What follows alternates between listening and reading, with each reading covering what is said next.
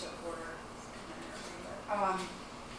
Can I get an approval of the agenda? I'll move to approve the agenda. Angie with the motion. Can I get a second? Second. Rob with the second. All those in favor? Aye. Motion passed. Can I get a motion to approve consent items? I'll move to approve the consent items. Any discussions, questions, comments, concerns?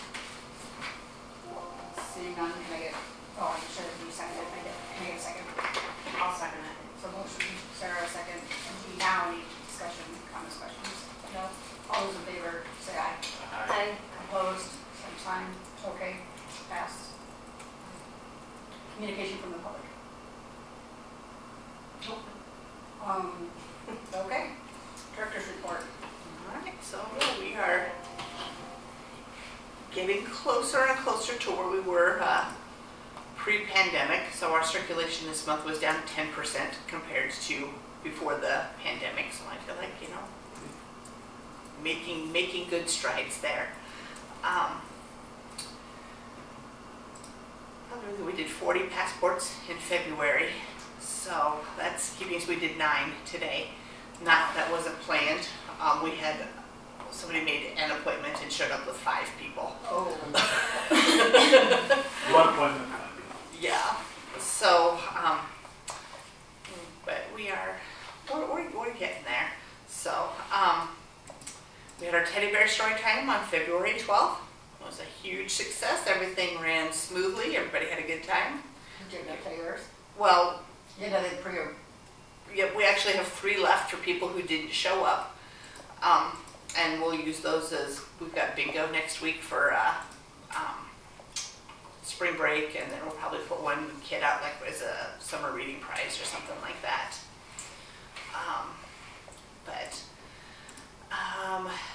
Protex Central was finally able to determine that the issue with our fire alarm system was located in the communication box. And so the decision was made to upgrade our system to cellular, which cost $967. It was better than what I was expecting it to be. The bonus of that is it allowed us to drop the 2 CenturyLink lines that were servicing that alarm system. And so we will recoup that $967 in less than a year. And the cellular service is included in the $480 that we pay them for monitoring every year. So overall, it ended up being a good deal.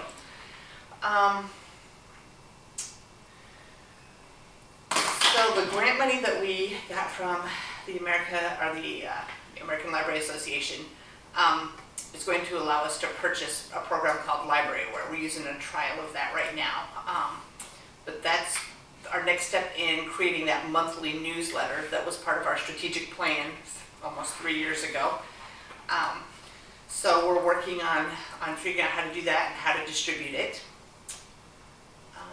Last month, the Library and Parks and Rec departments sent out our annual joint fundraising letter to local businesses, and the library has received $2,340 as of today.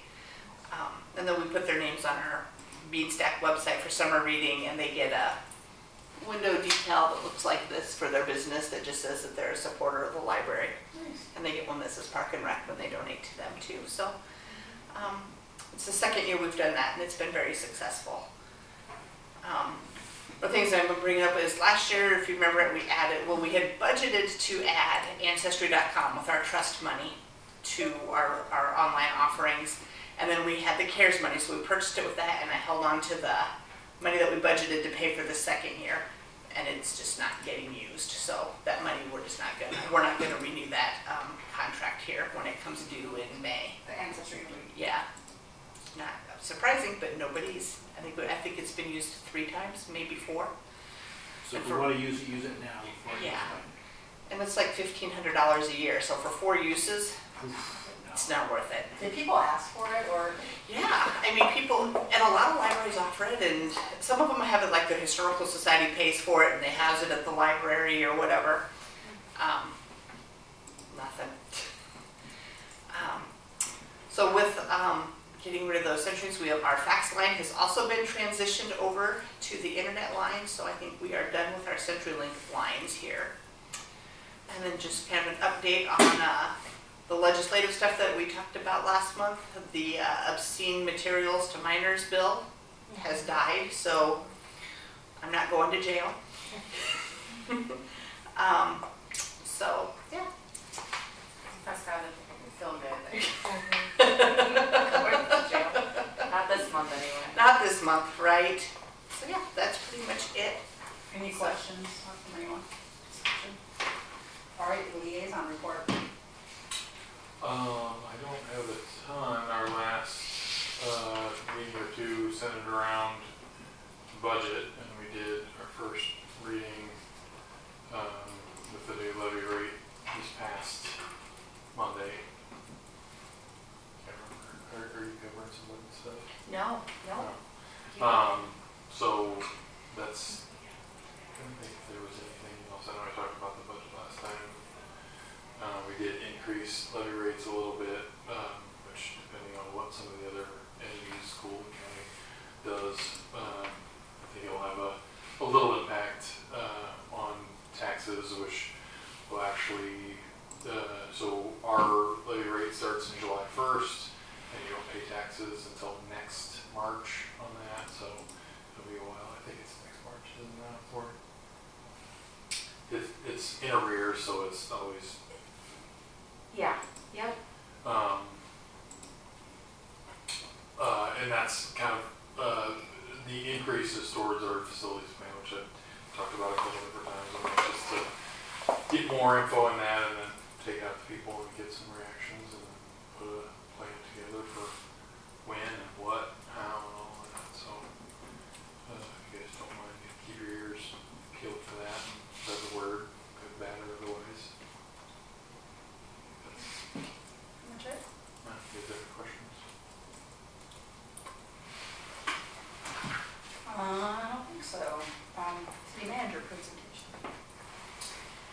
Thanks for having me tonight. So if you guys would all take one, pass one down. Thank you. Thank you. That work? This is board education too. Okay. All right, it's right there.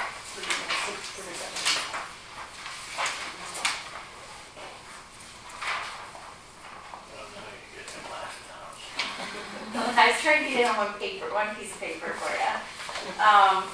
So something we've been working on hand in hand with the budget is a comprehensive wage analysis for all city positions. Perhaps you guys remember, but many years ago the city had step scales in place, and we kind of did away with step scales, and we didn't really replace the step scales with anything. So what I am trying to do is come up with an analysis of comprehensive comparisons to Polk City for all positions, and then implement a wage range for each job that we have in the city. So I would like to include the library with our comprehensive wage analysis, but I do need some support from the library board, since the library board sets wages for all the library employees. So we evaluated Polk City compared to a number of cities, and you probably all know this, but Polk City is tough to compare other communities with. So a couple of things that we looked at when we were trying to decide what communities to use for comparison purposes were, we wanted the city to be close to a major metro area, and we looked at cities with comparable taxable valuations. So that's something that, you know, kind of sets us apart from a lot of people. Is your typical city of 5,000 throughout the state of Iowa doesn't have as high as of taxable valuations as Polk City does. So the cities that you see on the survey in front of you, we used Adel, Bondurant, Eldridge, Hiawatha, Pleasant Hill, Norwalk, Sergeant Bluff, Windsor Heights. We recognize that Pleasant Hill and Norwalk are a little larger than us, and their taxable valuations are a little bit higher, but they are good Des Moines metro comparisons.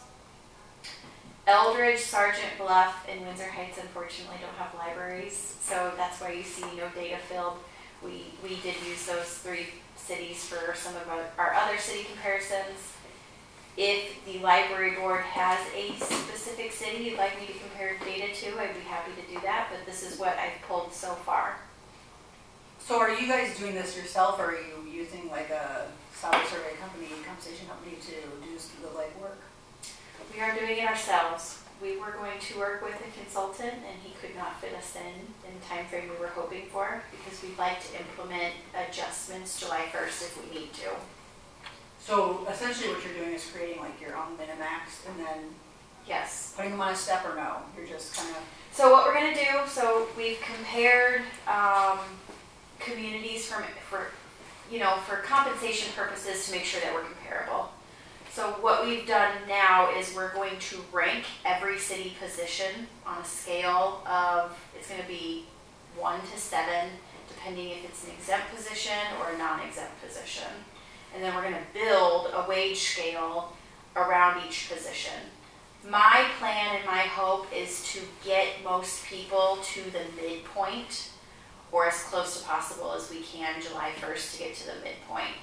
If you've been with the city for a longer amount of time, you'd be somewhere between the midpoint and the max point. But my goal is to try to adjust the wage scale every year or every other year to ensure that we are reviewing this and analyzing to ensure that we are paying people appropriately. So how will you go about adjusting it? Are you going to look at these cities every time, or? We'll probably do a combination of look at the cities and also adjust cost of living as well. When you say rank them 1 to 7, what do those numbers mean? So you know how like the federal government ranks their positions, like they've got like G1 Right. through 20 or whatever. So we're going to rank based off of So the job just- descriptions. okay. Yep. So and it really has nothing to do with what the capabilities or the requirements are of the job, but it's to kind of build that wage scale to ensure that, you know, every position has a different wage that we're paying. So then the like compression of the scales, mid to max, is it going to vary depending on the the position? If it's like a more professional position, you might be a longer, wider scale. Yeah. Versus like a Yep. more of a hands-on, like less. Okay. Yeah, so we will more than likely have like a spread, is what I would call it, of like 60% for probably exempt positions, and then I might do like a spread of 40% for non-exempt positions. You know, it's tough being competitive, and it's something that I think is a real problem that we have is having turnover in our organization and just ensuring that we are evaluating what other cities are paying their employees. We want to make sure that we are competitive. So I'd like to include the library on the analysis, and if you all feel like I need to reach out and get some additional data from other communities, I am happy to do that.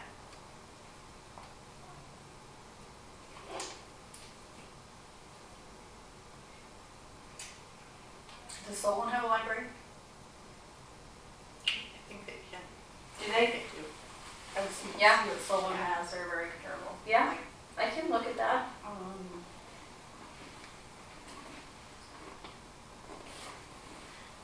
know how big Huxley is. I thought that would be. I asked about that too.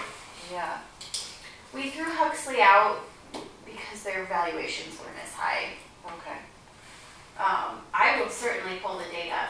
I think you guys will probably be surprised. I want to say that they were like half of our taxable valuations. Wow. So Solon, Yep, and Solon does have a library. I was pretty sure they did. okay. I don't remember where else around here I was. Pulled information from Sioux Center, and I ended up throwing them out. I think we gathered information from Winterset, and we ended up throwing Winterset out. What about like a Hudson or a? Hudson, is that by Waterloo? Yeah. Okay. I feel like my husband would be really good at this. He travels English like every time. I don't know how big like Marley is. It's like a Utica. I don't know how big that is. I think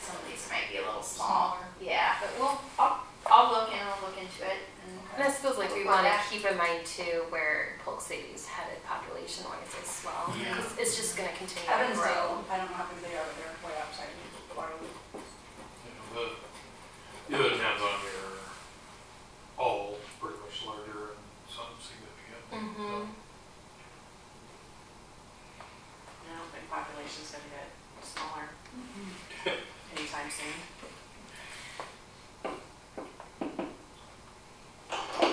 So then, if you include the library, are you going to be like running, how are we going to work together in the future on like, are you just gonna send your recommendation or how will that look? So I'd like to come to another board meeting once I have results, and I'd probably make a recommendation for adjustments. And we can decide together if that's a 1-year adjustment or if we want to spread it out over 2 or 3 years. I am concerned about a couple of positions and needing to adjust over a couple of years, and because I don't think the city can handle an adjustment for all of these positions in 1 year. So that's what I would like to do, is probably come back next month and talk about, complete results and review adjustments as needed. So this isn't necessarily an actionable item? Nope, she was just coming to share information. Can I give you? I think it's worth looking at. Mhm. Yeah, I think we're okay with it, I unless, think so too. Rob, do you have any? Hmm. Okay. No, I guess. No, I just pulled up a map of Iowa and started looking around. We did a lot of that. It's tough. Yeah. We talked at the council. We like Adele, we like Bondurant, we like Windsor Heights for comparisons. Those are all Des Moines Metro, but it is kind of nice to get some statewide comparisons. Yeah, I would throw out Windsor Heights because it's so city-centered. Bondurant and Adele are kind of rural in a way. They get that rural and city influx like Polk City. But, yeah. Well, Windsor Heights doesn't have a library, so Yeah. they get thrown out for that reason. Wait, what is the population based on? This is on, you said 2020. Great Farley's too small, by far. Okay, what are they? 17. Yeah. Okay. I think we were surprised because we had mentioned Gilbert, like in our department head meeting, and then we looked and Gilbert had less than 2,000 people. It's Really? like, Yeah, because I think we all kind of think of it as being similar to North, but they were. Can we like email you and come up with something else? I don't know that we will, but. Yes, no problem. So did you just send out like it would be interesting, and it doesn't necessarily to know like how many employees they had at these libraries, but that's not that big a deal. I mean, Yeah, and I can do that too. We did get that information. That's just not in this Excel Okay. spreadsheet, so I can certainly do that. okay. I think being able to retain good employees is kind of key. I think we've had that Yeah. experience already. Yeah. All right. maybe through Creston out. Did we say Kristen? Yeah, Preston, Creston. do you want me to pull them or not? Maybe. Just something to think about. Okay. They're a little bigger than we are. A lot more rural than we are. Mm-hmm. For library comparisons too, I have tried to use circulation base instead of population and taxable valuation, so that might be something that we throw into the equation as well. I don't know if you could get me comparable circulated libraries. I can do that. Okay. It would be a year, because I can pull like the 2021, well, we probably don't have results for 2021 state report, but I'd have the 2020 state report and I could find that. Okay. Yep. Okay. So we had kind of a staff powwow on Friday, and we evaluated all city job descriptions. And this was part of the ranking process, but I think we saw some areas for improvement with some of our job descriptions, so we might be doing some updating with job descriptions in the near future as part of this process as well. Do you have their physical demands on the job descriptions? Yeah, yeah, we had those listed. I can't remember what detail that was. I don't think I have it. I have bending, things like that, but I don't think I have anything. Like you're talking like weight lifting limitations. I'll send you a link that you Okay. can look at for a Okay. template. We offer it's like a vocational rehabilitation specialist, looked at municipal jobs, public sector jobs. It's like a template you can use. Okay. I'll send you an email. Okay. Yeah. Who he uses. Well, I'm UBC guys. Yeah, this one is a lot of stuff. Okay. I think this is important, so thank you for support and Thank you Well, for look including into some her. of Yeah, this. I mean, yeah, I'll look into some of these other comparisons and I'll work with Jamie on some possible similar circulated libraries.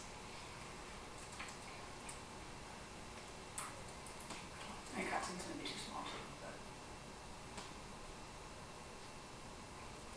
Okay.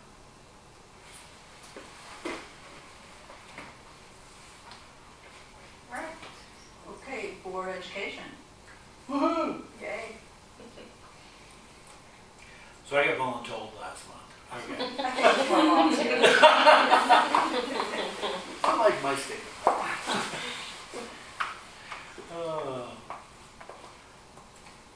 Might be good here. So I did watch the presentation on 10 habits of highly effective library boards. Actually, quite interesting. It's a little, right at about an hour. It's a little over, but That was Pat Callahan, wasn't it? yeah.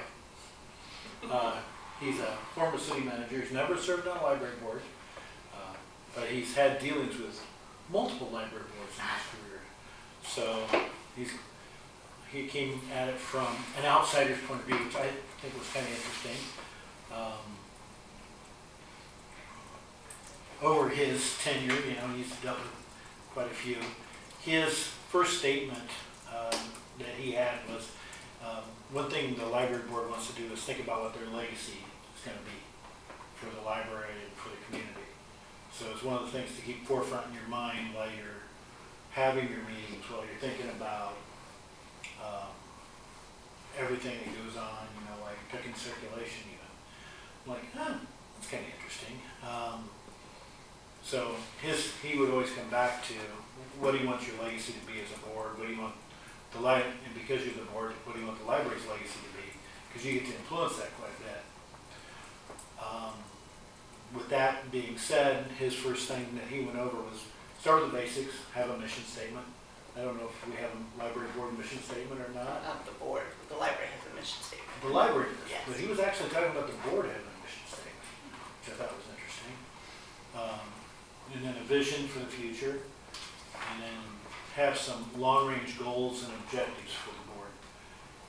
And one thing that I know we don't have is a new board member orientation. I don't do it, yeah, I don't do a very good job of that. Yeah, I suppose you would know that. We already got a book.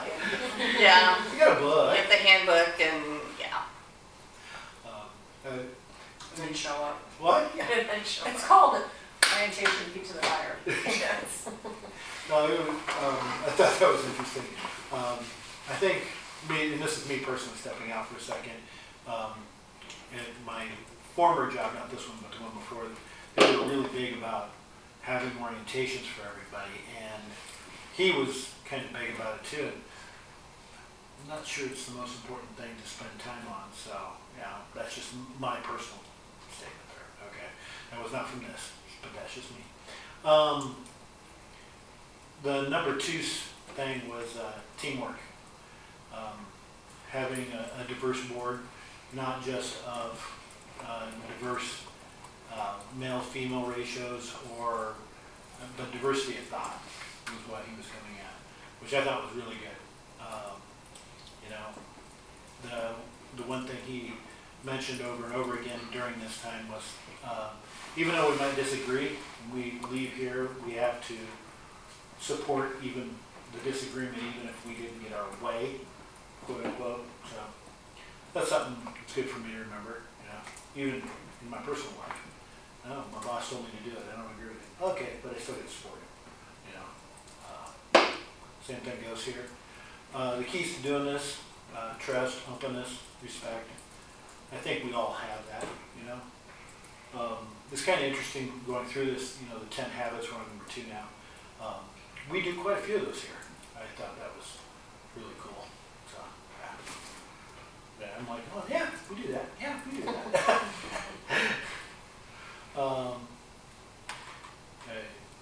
Number 3 was to master small group decision making. So, you know, be good at influencing each other, disagreeing nicely, but also reaching a consensus and agreement. Be rational, being dignified. I think we do a pretty fair job of that. Work well with others. Some of us. Me. Nothing. Number 4, have some clearly defined roles. I think this is something we do really well. We have very clearly defined roles on our board. We have clearly defined roles between the board and library staff. I don't know if we have a code of conduct, but I don't think we really need one. And his comment on that was, if you need it, it's almost too late. So,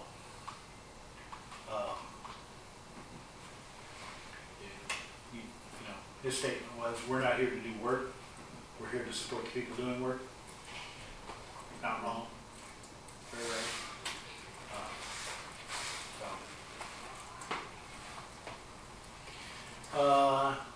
Number 5, have a good partnership with the staff and the board. I think we do a great job with this one. We have good, clear communication. Jamie helps set that quite well. We have good goals, policies, procedures. Staff does a pretty darn good job. Remember your role and stay in your lane, you know.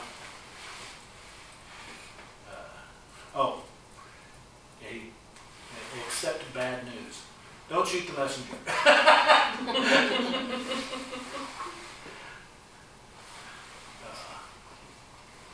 The 6th one was a systematic review of policies. Obviously, we do a great job at that. Jamie makes us do a great job at that. I think that's one of the things. It's like, I heard you say that, but I didn't write down your notes. I'm like, we do great at this. We don't need any help on this one. But yeah, just, you know, our little pat on the back on that. Use our time effectively. I think we do a fairly good job on that. Goal setting. One thing he mentioned was having a retreat for goal setting. Actually taking a separate time from the board meeting and actually getting away and spending half a day or something doing goal setting. Don't know how I feel about that, but it was something that he brought up and said as saying, this is something maybe the board wants to do. We kind of did that when we were going through the process of When we were doing our accreditation, yes. So, which again then bodes, like, since, I mean, we have to accredit again here in January. I feel like we should get a do-over because our 3, we did our accreditation and we submitted it in February of 2020 and the world shut down. Yeah, I kind of feel like we can just add a couple of years and That's stay. right. Yeah, I think, and that, I do, there's a lot of things on that strategic plan that just, I mean, we got a lot of it done. And there's a lot that just didn't, just because of the way things happened. Right. Yeah, it would have been right before I joined the board then, too. Yeah, I don't think you were there for that. No, I wasn't. You wouldn't remember if you did. It was that good of a day, huh? Just the whole process. Yeah, it's a lot to it. Yeah. I'm trying to read my notes. My chicken scratching is bad. Set times to do things and stay on task, I think is what I wrote here. Yeah, we stay on task pretty well. I don't think we set specific times on, I know in some meetings that I've ran and things that I've done, set times for discussion and have an ending time for the discussion. We haven't really needed to do that, so I don't know if that's. Set clear rules and procedures at the board meeting. I think we do a fairly adequate job of that. That's interesting.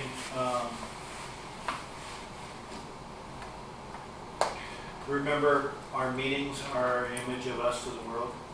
So obviously it gets recorded. Apparently it's the most viewed. Is it still? I haven't looked at stats lately. Yeah, I don't know. Avoid political partnerships or partisanship in here. Really, there shouldn't be any political. And be productive. That was 8. Number 9, seek assessments from the public. Look out for the surveys, public hearings, I don't know about that. Website comments, social media responses. Look for those. Take them for what they are. Whether you should take them with a grain of salt or not, but look for those, seek those out, seek out the assessment information from the public. And the last one is to practice continuous learning, which is what this is all about. So, which I think, part and parcel to who we are. Being part of the library is part of learning. So. Very good. That would be it. That was it. I was gonna say very good, but I didn't want to shut you off. All right. Any questions on that? That will be almost an hour. 5 minutes. Yeah. All right. So then that takes us to agenda items. Number 1, review tier standard section 3, library personnel. Accreditation. So, just going through those standards real quick, just to show the minimum. Library has a permanent paid director who is certified at a required level. Check. The library has written job descriptions that include educational and experience requirements. A written salary range for each position is recommended but not required. We do not have that right now. The library director's performance is evaluated by the board annually. The library allows the director to participate in continuing education opportunities during their work time. Yes. The library employees paid staff.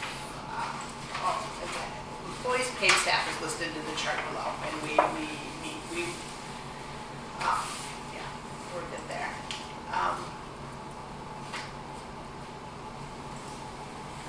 The library has a planned orientation program for all new employees. We have a checklist of skills that we go over and kind of keep on track as far as training.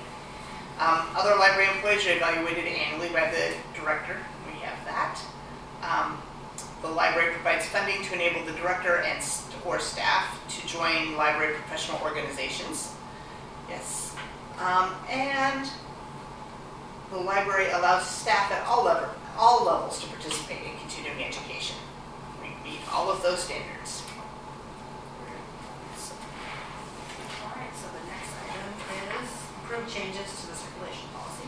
Okay, so the circulation policy is one of those policies that needs to be reviewed annually. So when I sent it out, the biggest, the things, some of them were just grammatical things that I had found, I'm trying to think. Or even putting things in so that they were matched everything else. So under loan periods for videos and cake pans, I just added there's no limit on the amount of videos that can be checked out at any given time. There's no limit on the amount of cake pans that can be checked out at any time, because we don't limit those, and we state that with the print materials and the audiobooks. We just hadn't stated it with videos and cake pans, so that just kind of made that all consistent, right?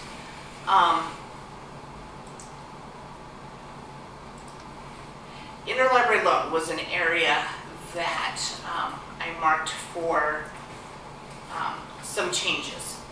And The reasoning is, so the policy stated previously that only Polk City residents and rural residents could do interlibrary loan through us. If you live in Ankeny but you choose this to be your library, if you want an interlibrary loan, you had to do it through Ankeny.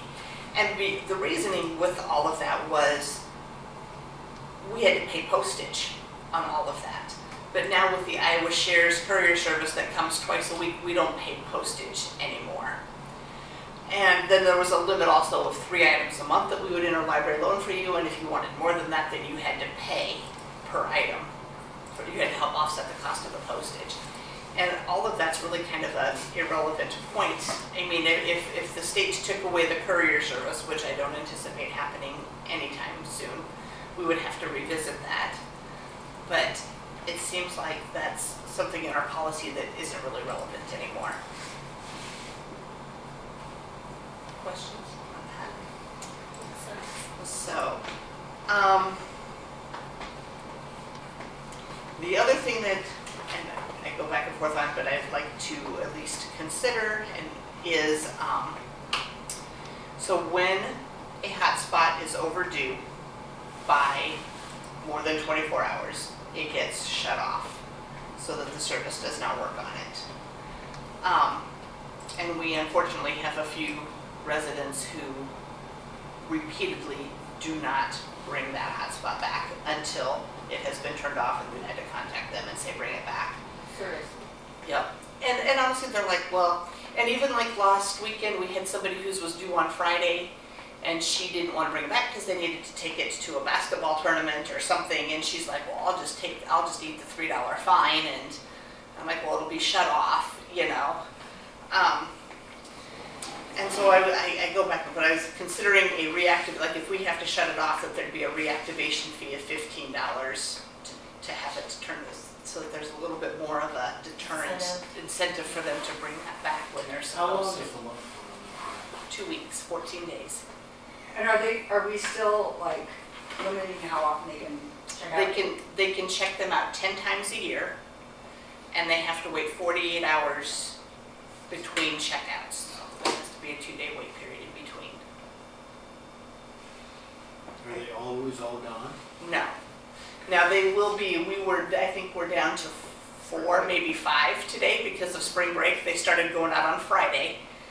And the people who use them regularly, you know, for trips and stuff, they know that, okay, so you started seeing them because you can put them on hold and then we'll hold it for 3 days.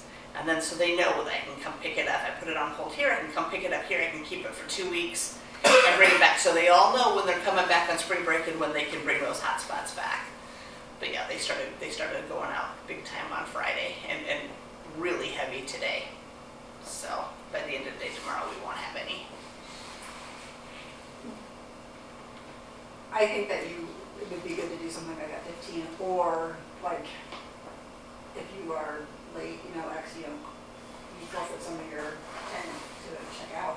Or Yeah, both. Or both. I like that. That's where I was at too. Whatever you think. So If it's late, I can store another that just counts as a second checkout, even though 2, yeah, towards your 10. you could do that instead of monetary. I That's think you could do both, honestly. I mean, because obviously people, it's not like they're like, oh, I forgot. It's just like, let's just work the system.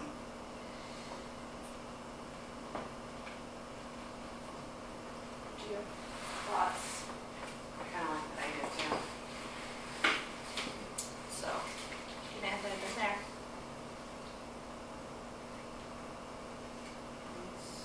That's a second checkout, and I'll figure out the wording. Is that gonna complicate Yeah. how you guys track it? A little bit. And it's gonna add a lot of work to what you guys are gonna do. So That's, because you guys manually track those, don't you? we do, yeah. Yeah. So it would just be a matter of, going in and writing down a second checkout for them. Where do those hotspots work? Just the United States, just Iowa? I think, no, US, they operate off the Sprint network. So, Not a lot of places in Iowa, always. so it just kind of, it depends on where you're going. I've heard people saying going up Interstate 35 in northern Minnesota, they don't work at all. Not much worse. That's the people who take them and are headed to, you know, the Boundary Water, they're like, yeah, they don't work up there. I'm like, well, yeah, nothing really does. But I've always had good luck taking it with us. Did it work for you when you were in Hawaii? Mm-hmm. Yep. So So do you want to do just that, or do you want to do monetary as well? Do we pay to have it reactivated? no, it's just time. How long does it take? Just going into a website and finding the right serial number and. So 5-10 minutes. It's still $15, to be honest with you. I mean, your salary plus benefits, it's at least $50 an hour, it's at least $15. I'm sorry. I'm good with that. You won't like that mistake twice. I think so. So I think after that, all of the changes were throughout here were just related back to interlibrary loan or things like that, because we go through the procedures and the fines. So it's all, once those two things we had decided on, all of the other changes just kind of Sure. continue on through. Okay. So Do we need to, can we approve, like with the changes, including the timing, or do we need to table it to next? So we can definitely, we can table it if you want, and then I can just bring back the finished policy next month to approve. Let's just do that. Okay, I can do that. So we'll table number 2. Yep. Which then honestly is probably going to lead to the same, because the only reason then this came up for discussion was because it directly relates to this, Yeah, that it's electronic. yeah. It's the, I just have to carry the same things over. Okay, so we'll table number 3 as well. Did you need any more feedback on number 3 though? Other than I don't think so. it's just the correlation? Yep, it was just changing. Yeah, one of the things I noticed was that it says the originally the policy had said to maybe checked out by Polk City patrons with a permit, and I had to add rural Polk County, which we've always checked them out to rural. I just didn't have it stated in here, so. So family of 3 with 3 library cards could get one out for the whole year out and It's per household. on. Okay. The policy states per household, and you have to be an adult, so you can't check it out on a kid card. So, but yeah. Yeah, those were some of the changes we made early on. We didn't specify per household, and so we immediately ran into that. And I think we corrected that about the 2nd or 3rd month. You know, there were things that we just learned very quickly how people were going to find a way to just make these their home hotspots or home internet. How many are there again? 20. One has died, and I have it turned off right now, but I can replace it and then have the existing, because we prepay the service on them for a year, so I can have the service transferred to it. So I'm just waiting for the. How much is it? So it's like $10. I'm trying to think. The hotspot, yeah, it's like $10 for the hotspot, and then the service on it is $120 a year That's cheap. for unlimited data. So, So 10 is a one-time, and then 120 times 20.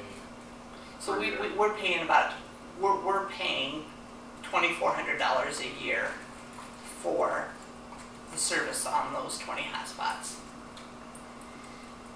And like I said, there's always hotspots out. We always know when internet goes out in Polk City, because the phone just goes crazy with people needing hotspots.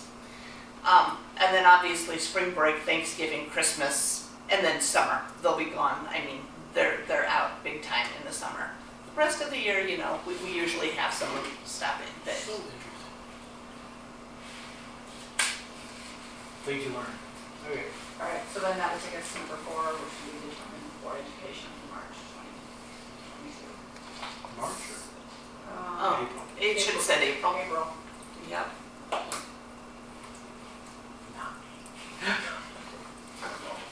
You should go into your quarter, right? Ooh, I love that. I should just look just to make sure so what is the date of next, is the 4th? It's April 4th. I can do it. All right. Oh, hold on.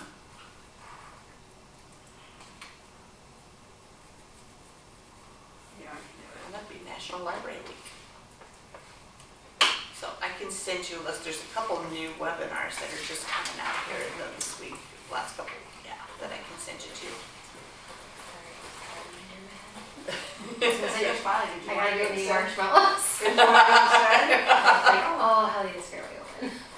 9. So, Alright, so I'll do it to be determined. okay. I wrote down Lisa, and I will send you. Okay. Alright, with nothing else, can I get a motion to adjourn? I'll move to adjourn. There was a motion, a second please. Second. All those in favor? Aye. Alright, motion accepted, we are adjourning at 7:16. We'll see y'all online. If you have a minute, I can show you that quickly now. Yeah.